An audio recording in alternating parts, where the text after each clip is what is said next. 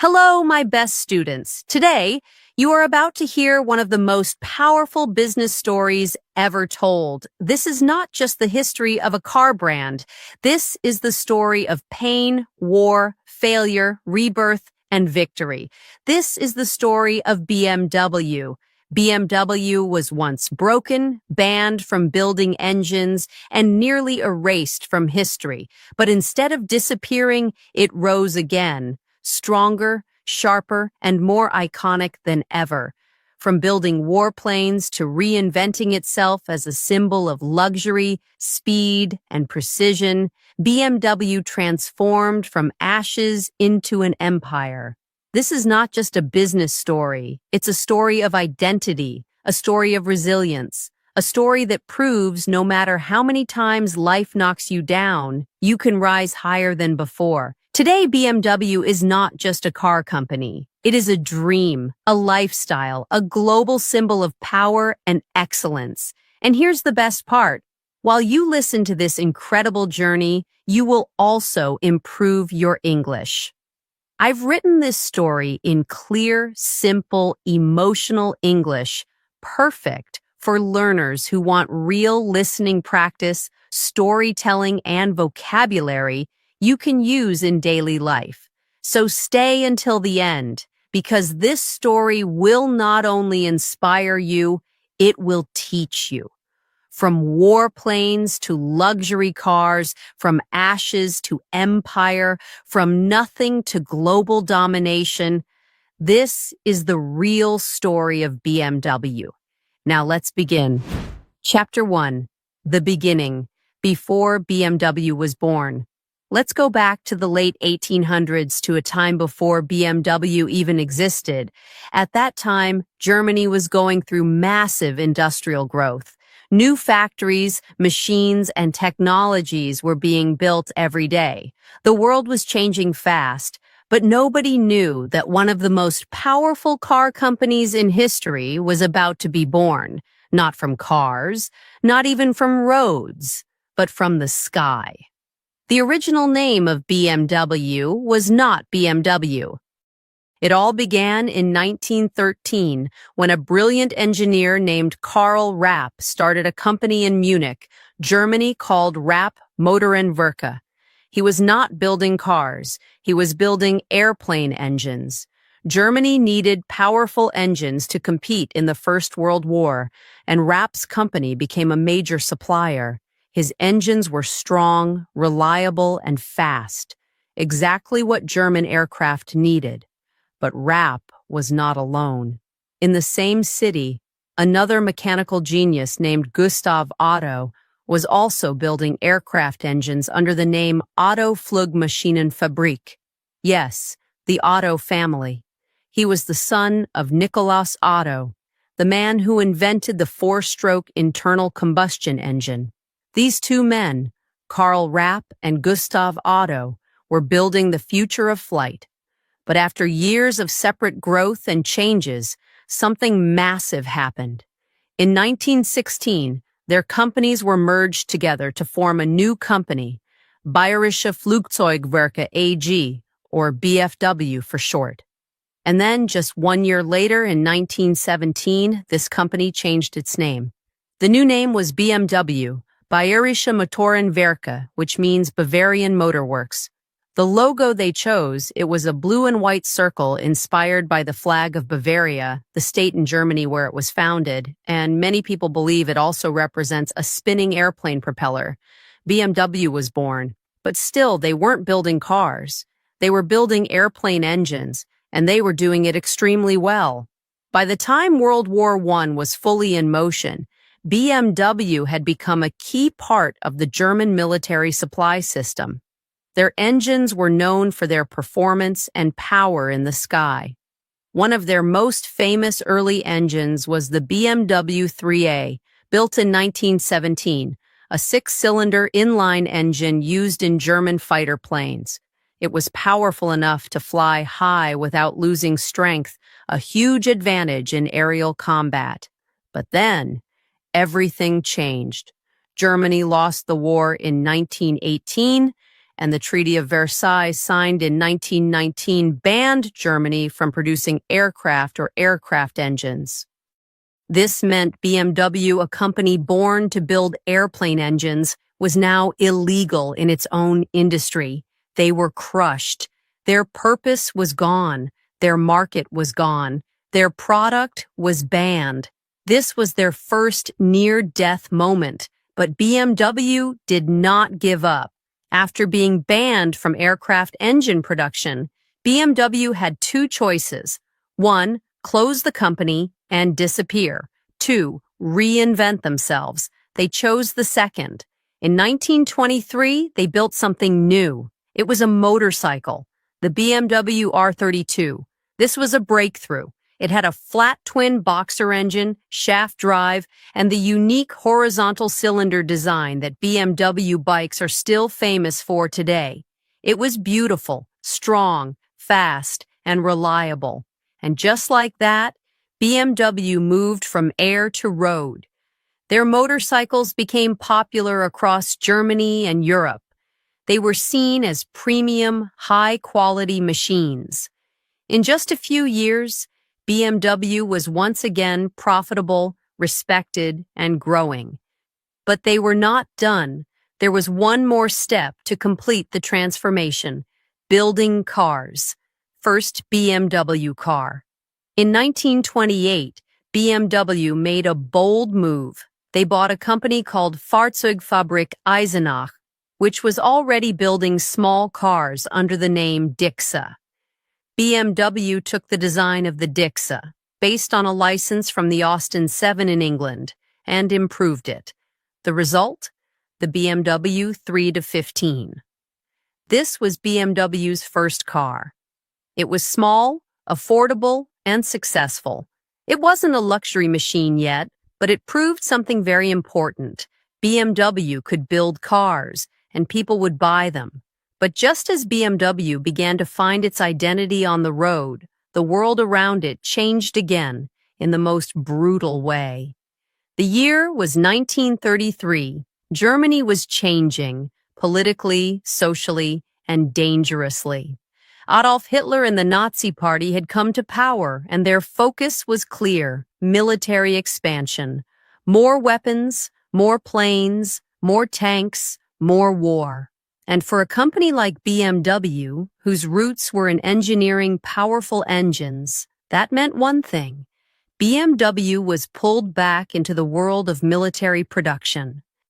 As World War II began, the German military turned to BMW once again, not for cars, not for motorcycles, but for airplane engines. BMW had the knowledge, they had the engineers, they had the factories, and Germany had no time to waste. BMW became one of the main producers of aircraft engines for the Nazi war machine. Some of their most powerful engines included the BMW 801, used in the famous Focke-Wulf FW-190 fighter plane. BMW 003, one of the world's first jet engines, used in the Messerschmitt Me 262, the first jet-powered fighter aircraft in history. Yes, BMW was literally helping build the future of flight with advanced engine technology far ahead of its time. But that also meant they were building weapons of war. Here's a truth that must be told honestly. During World War II, as BMW increased its military production, the German government, under the Nazi regime, began using forced labor. Tens of thousands of people, including prisoners of war, concentration camp victims, and foreign civilians, were forced to work in BMW factories under horrible, inhuman conditions. These were innocent people, often treated like machines, not humans. They were hungry, scared, beaten, and had no choice. And yes, BMW was part of that system. This is a painful truth in BMW's history, and the company has later acknowledged this dark past. In fact, BMW's own historians and researchers have published detailed reports about this, and the company has supported projects and foundations to remember the victims and make sure this never happens again. But it's important to understand, success stories are not always clean. Real history is full of mistakes, pain, and truth, and BMW's survival came at a terrible cost during the war. In 1945, World War II ended, Germany had lost, and the price of that loss was absolute destruction. When Allied forces, especially the US and UK, bombed German industrial areas, BMW's factories were targeted. Their Munich plant, the heart of BMW, was heavily damaged by air raids. Their Eisenach plant, where they built cars, ended up on the other side of the new post-war border, in East Germany under Soviet control. BMW lost everything. They lost their factories, their workers, their car production, their engine business, their brand image. Worse than that, the Allied Control Council, which governed Germany after the war, banned BMW from producing anything mechanical. No planes, no engines, no motorcycles, no cars. They were completely frozen. For 3 years, from 1945 to 1948, BMW was legally banned from doing what it was born to do. Can you imagine that? A company that once made cutting-edge jet engines now reduced to nothing. They had to find other ways to survive. So what did BMW do? They started making cooking pots. Yes, cooking pots and bicycles and household items. Anything that could be made from scrap aluminum left from bombed aircraft and engine parts. They even made farm tools and kitchen equipment. It was not glamorous. It was not profitable. But it kept a few people employed, and it kept the name alive. By 1948, BMW was allowed to restart limited production, but only for motorcycles. They brought back the BMW R24, a single-cylinder motorcycle. It sold reasonably well, but not enough. In 1951, BMW tried to get back into car production with the BMW 501, a luxury sedan. But here was the problem. The car was too expensive to build. The car was too slow compared to competitors. The car was too expensive for post-war Germans to afford. BMW was bleeding money. The company had fewer than 10,000 employees. They were losing money every single year. By 1959, BMW was almost bankrupt. They were worth almost nothing. They couldn't pay debts. They couldn't compete with Mercedes-Benz, which was dominating the luxury segment. A deal was proposed to sell BMW completely to Mercedes-Benz. Yes, BMW was almost swallowed up by its biggest rival. It was almost gone forever. But then something happened that saved BMW's life. A man named Herbert Quandt, a powerful German industrialist, saw what was happening. He believed in BMW even when everyone else thought it was finished. Even when Mercedes was ready to buy it, he said no. He personally invested millions of dollars, in today's money over $100 million, into BMW. He took major control of the company. He restructured the debt, changed the strategy, and saved BMW from collapse. Because of Herbert Quandt, BMW remained independent. BMW survived. BMW had a second chance. This was BMW's turning point. After 2 wars, after being banned, after financial failure, BMW was still standing. But survival is not the same as success. Chapter 2. Reinvention. The ultimate driving machine is born. By 1960, BMW had no strong product lineup, no luxury image, no brand identity. Its only recognizable product was its motorcycles, still reliable but not profitable enough to carry the whole company. They had just avoided being swallowed by Mercedes, but they were still seen as small, confused, and financially weak.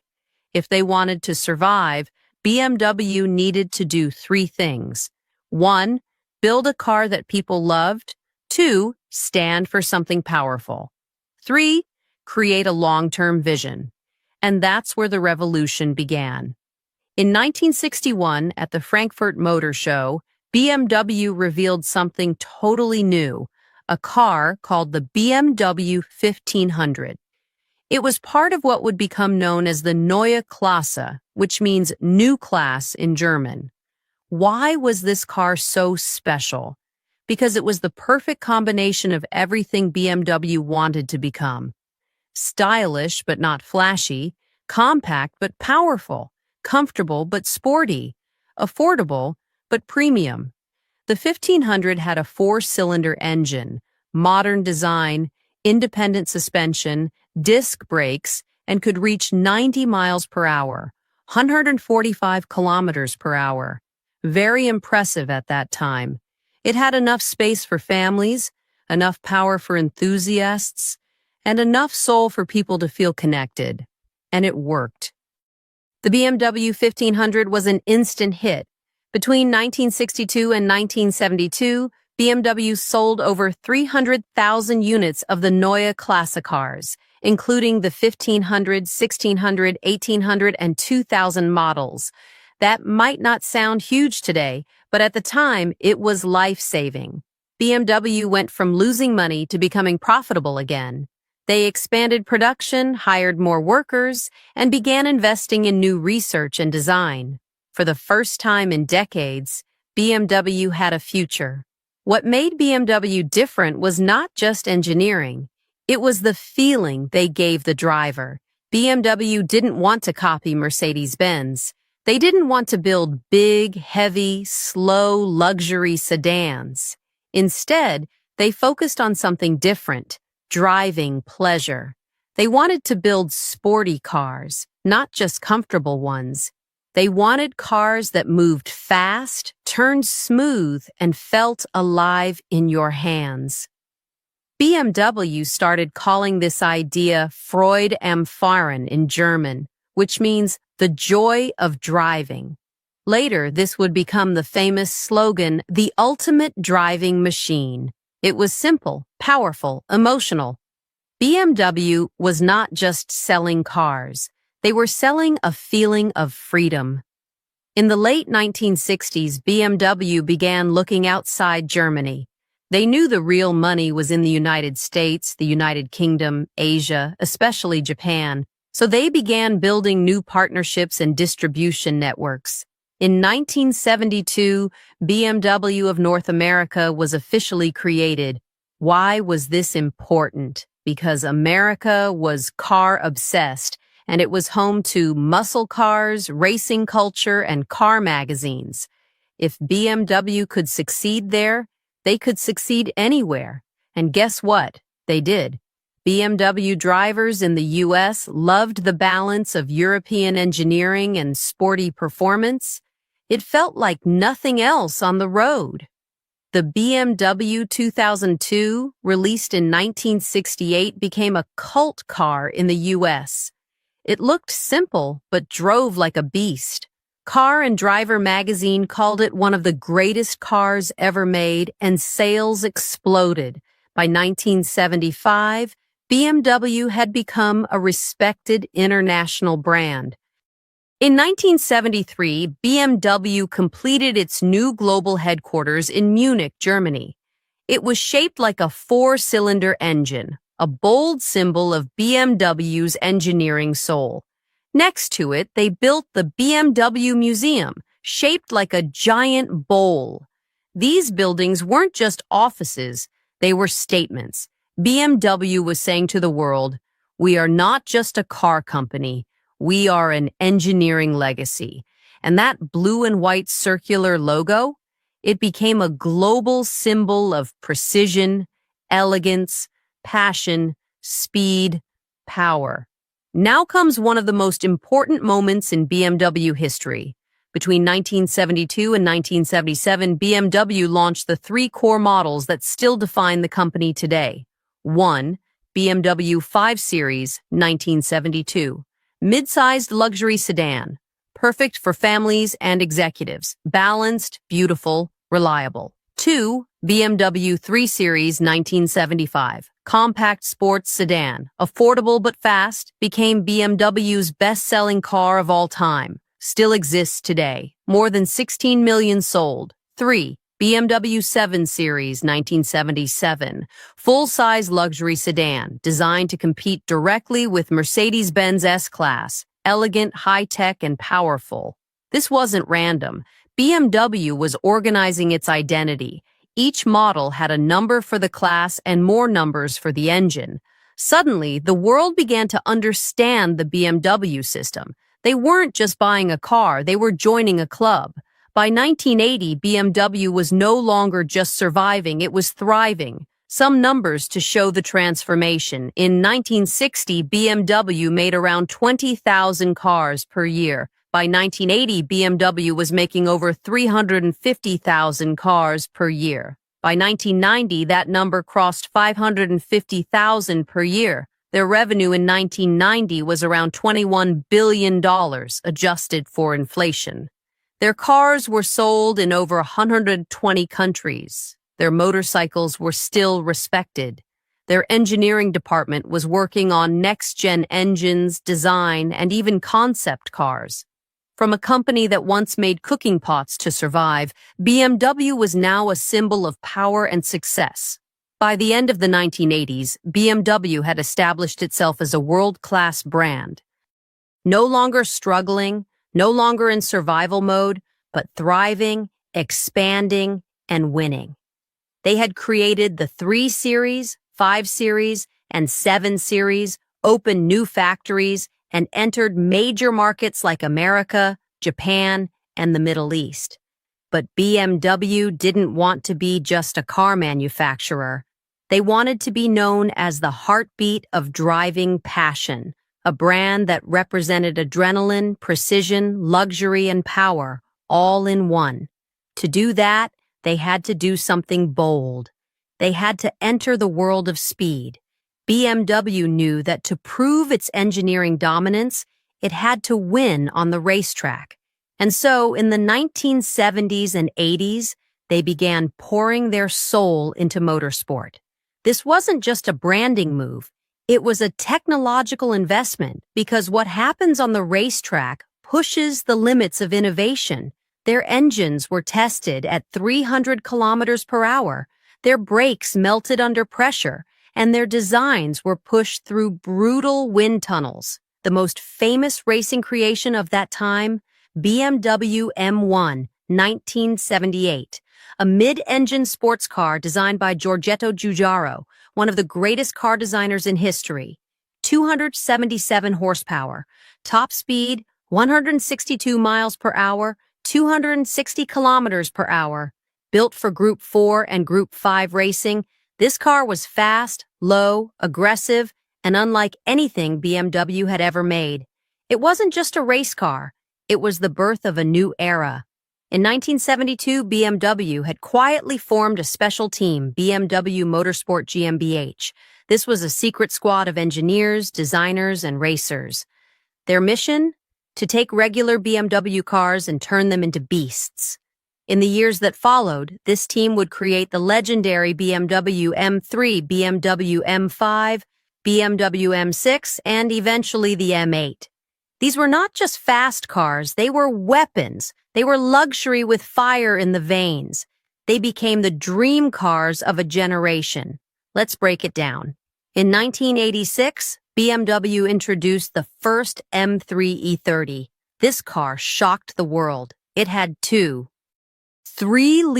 inline-4 engine, lightweight body, a screaming high-rev engine sound, track-ready suspension, a 0 to 60 miles per hour time of just 6.7 seconds, which was super fast in the 1980s.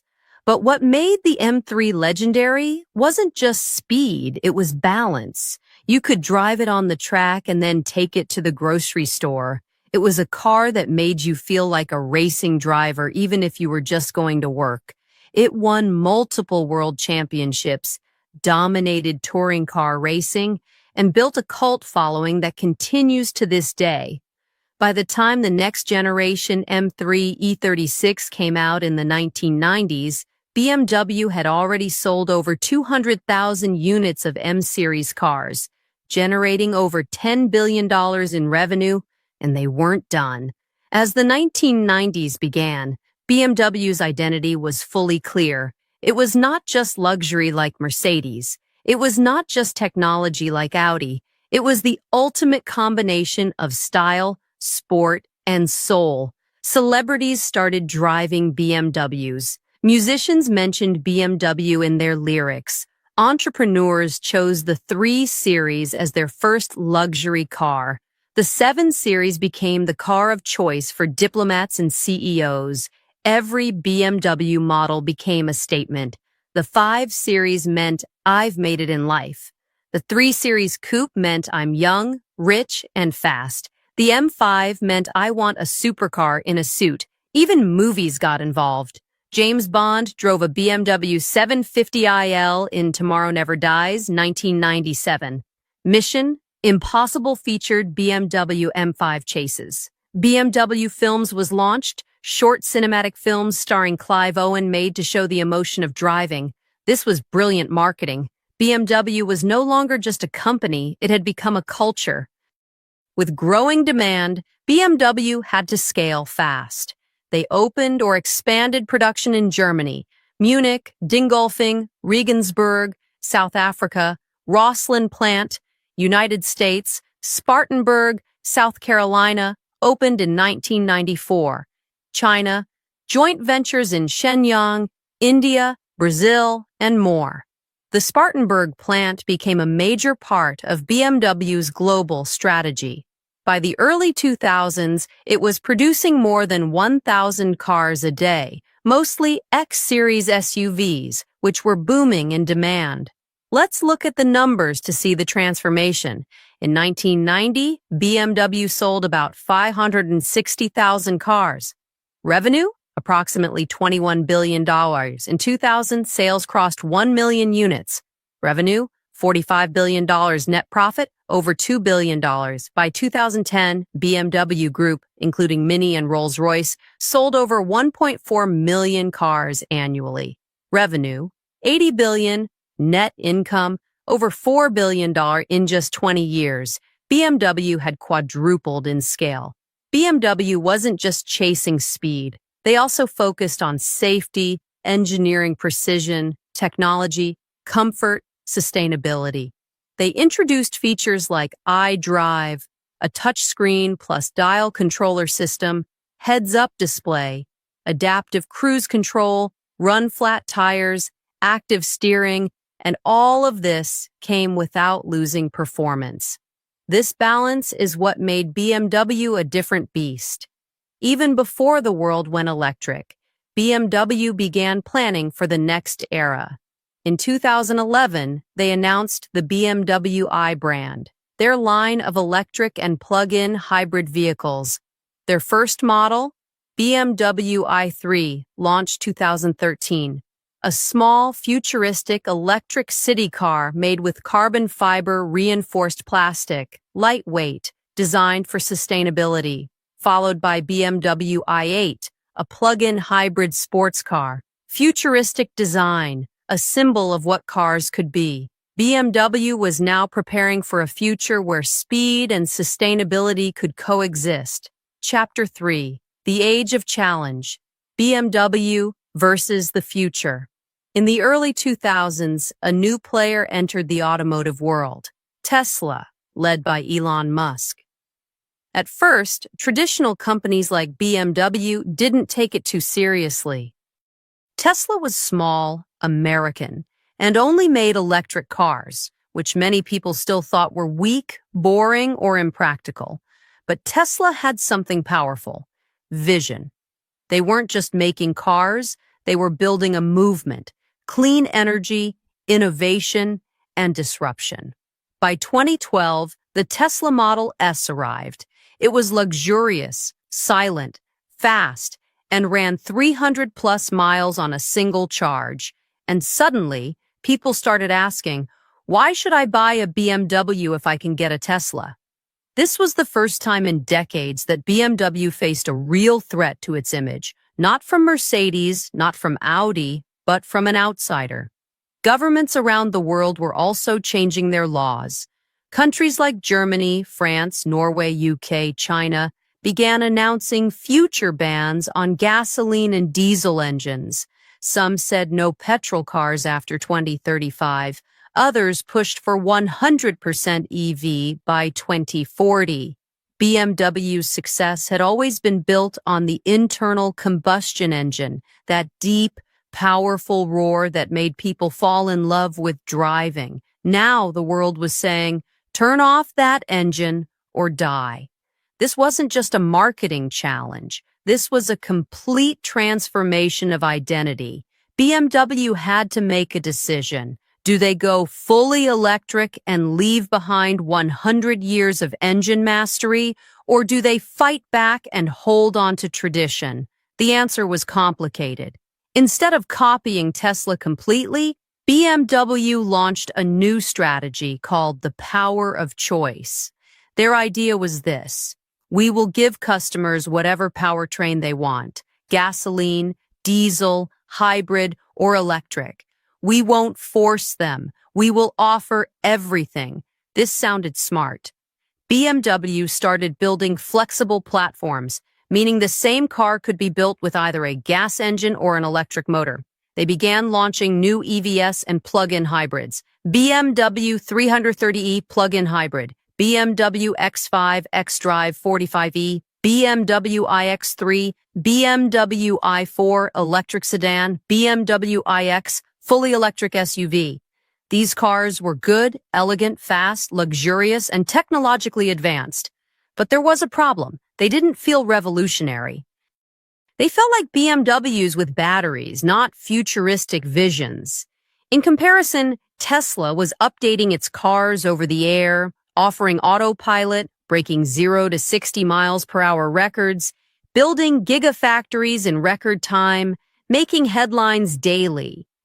BMW's customers loved their cars, but the world's attention was shifting to newer, louder, faster-changing brands. In the 2020s, BMW made a bold design decision. They started releasing cars with huge front grilles, especially on the BMW 7 Series, BMW iX, BMW M3 and M4, G80, G82 models. Traditionally, BMW had a kidney grille, elegant, sporty, compact. But now it was huge, vertical, and extremely bold. The internet reacted immediately and not in a good way. Car fans called it ugly, too aggressive, a design mistake, ruined face of BMW. Even loyal fans started asking, what happened to BMW's design soul? But BMW stood firm. They said, if people are talking, we're doing something right. We don't want to be boring. It was a risky move, but it created massive attention. BMW made headlines around the world. Some people hated it, others loved it, but no one ignored it. Despite the challenges, BMW remained financially strong. Let's look at the numbers. 2015. Revenue, $100 billion. Net profit, $7 billion. Cars sold, $2.25 million. 2020, pandemic year. Revenue, $106 billion. Or net profit, $4.7 billion. Cars sold, 2.3 million. 2023. Revenue, $157 billion. Net profit, $18 billion. Over 2.5 million cars sold. Over 376,000 electric vehicles sold, including hybrids and full EVs. BMW was not dying, it was adapting, but slowly and carefully. BMW also began focusing heavily on technology, voice assistants inside the car, digital dashboards, BMW Operating System 8, over-the-air software updates, gesture control, integration with Apple CarPlay and Android Auto. They also began partnering with tech companies for autonomous driving, smart parking, artificial intelligence inside the car. They created the BMW digital key, allowing your phone to become your car key. The company was sending a clear message. We are not just about engines anymore. We are about innovation. One of BMW's smartest moves in the 2020s was rethinking its brand message. Instead of only focusing on horsepower, top speed, 0 to 60 numbers, they began focusing more on joy, freedom, sustainability, emotion. They redesigned their logo in 2020, making it flat, modern, and minimal, a symbol of digital evolution. Their slogan also evolved from the ultimate driving machine to a more emotional approach, sheer driving pleasure. They wanted people to remember that a BMW is not just transportation, it's an experience. BMW also continued managing two of the most famous sub-brands in the world, Rolls-Royce, Mini. They had purchased Rolls-Royce in 1998 and Mini in 2000. Both brands were very different. Rolls-Royce, extreme luxury for billionaires. Mini, urban, fun, youthful cars with personality, but BMW handled both brilliantly. They kept the heritage, the design soul, the target audience, and still brought in modern tech, electric variants, and global sales. BMW's long-term strategy, called Neue Klasse, yes, same name as the 1960s revolution, was reintroduced. This time it stands for fully electric platforms, radical design innovation, circular economy, recycling, sustainability, zero emissions, high digital experience. By 2030, BMW plans 50% of all sales to be electric, all Mini and Rolls-Royce models to be fully electric, all factories to be carbon neutral. They also committed over $100 billion for EV development and battery factories. Chapter 4. Legacy, Love, and the Unstoppable Soul of BMW. As BMW entered the 2020s, it stood at the edge of a new era, not just a new chapter in design, or new technologies, or new electric ambitions, but a new kind of challenge. To stay human in a world becoming more machine, to stay emotional in a time becoming more digital, to stay BMW in a world trying to change what cars mean. Because BMW's story has never been just about building cars, it has always been about something much deeper. You see, when someone buys a BMW, they're not just buying a machine, they're buying confidence, movement, dreams, power that listens, and sometimes the proof that they made it. Ask any passionate BMW driver and they'll tell you, when I sit behind that steering wheel, I feel alive. There's a reason the brand has survived 2 world wars, economic collapse, legal bans, near bankruptcy, global competition, technological revolutions, and the biggest transformation in car history, electricity. No matter what happened, BMW kept moving, and so did the people who loved it. BMW is the car for the person who doesn't want to show off, but wants to feel something, doesn't just drive, but lives behind the wheel, doesn't need the fastest 0 to 60 time, but loves how the car hugs the road, wants a car that isn't just smart, but also speaks to the heart. That's why, for millions of people, their first BMW is unforgettable. Maybe it was an old 3 Series. Maybe it was a hand-me-down from their father. Maybe it was a second-hand car they saved up years for. Maybe it was the reward they gave themselves after building a business. But it meant something. It wasn't about leather seats. It was about that first morning drive, the first turn, the way the engine whispered, "You're not just going to work today, you're alive." BMW's journey is one of the most powerful business lessons in human history. Here's what it teaches us. 1. You can be reborn more than once.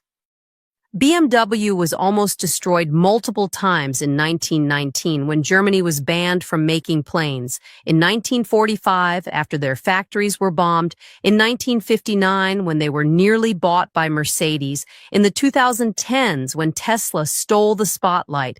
But every time BMW didn't cry. They rebuilt, reimagined, and rose again. In life and business, you will fall. That doesn't mean you're finished. It means you're ready to transform. 2. Don't be afraid to change. BMW didn't say, "We're just an engine company." They became a motorcycle innovator, a car legend, a luxury designer, a racing champion, a technology leader, an electric pioneer. If they had refused to adapt, they would have been gone decades ago. If you don't change, the world will leave you behind. 3. Legacy is built through pain.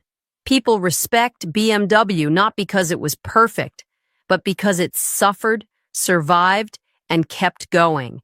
The beauty of BMW is in its imperfections, the wars it had to live through, the markets it lost, the mistakes it made, the criticism it faced, but the soul always remained. As of the latest numbers, BMW Group's total value is over $110 billion. Annual revenue exceeds $157 billion, net profit over $18 billion per year, employs 130,000 plus people globally, presence in over 140 countries, produces over 2.5 million vehicles every year. Electric and hybrid vehicles make up 25% plus of total sales. Owns and operates BMW, Mini, Rolls-Royce, and BMW Motorrad motorcycles. BMW is not just surviving, it's leading again. But now, the question is not just about money, it's about meaning. As AI grows, as roads become autonomous, as EVs become silent, will BMW's passion still matter? Yes, because BMW is preparing for a future that combines emotion with software, performance with electricity, heritage with innovation. Their upcoming Neue Klasse EVs promise to be faster than ever, more sustainable than ever, more digital than ever, yet still feel like BMW's behind the wheel. That's the secret. BMW refuses to let technology kill emotion. They want to prove you can still feel joy even in the age of silence. You may never own a BMW. You may never drive one. But the story you've just heard is not really about a car. It's about a group of humans who refuse to quit, a company that rose from ashes again and again, a symbol of reinvention, and a reminder that nothing is truly over until you give up. BMW lost everything, not once, not twice, but multiple times, and yet here they are, still building, still racing, still dreaming. And maybe that's what you need right now, too. Maybe your life has hit a wall. Maybe your dream feels broken. Maybe your identity is being tested. Maybe the world thinks your time is over. Let BMW remind you, you're allowed to collapse, but you are not allowed to stay down. You can reinvent, you can evolve, you can become the ultimate driving machine of your own life. BMW is not just a company. It's a lesson in courage, a story of speed, soul, and survival, and a reminder that every engine that stops can start again. Thank you, my friends, for watching this full biography of BMW. Remember, this story was not just told for entertainment. It was told to improve your English, inspire your mind, and awaken your heart. If you learned something powerful today, if your English improved while listening, if you felt real emotion from the life story of this brand, then do one simple thing: like, share, and subscribe. We use stories of greatness, resilience, and transformation to change your life one step at a time. So share this video with someone who needs hope. Subscribe so you never miss the next life-changing story. And remember, just like BMW rose from nothing, you too can rise, rebuild, and become unstoppable. I'll see you in the next story. Until then, stay inspired, stay learning, and stay powerful.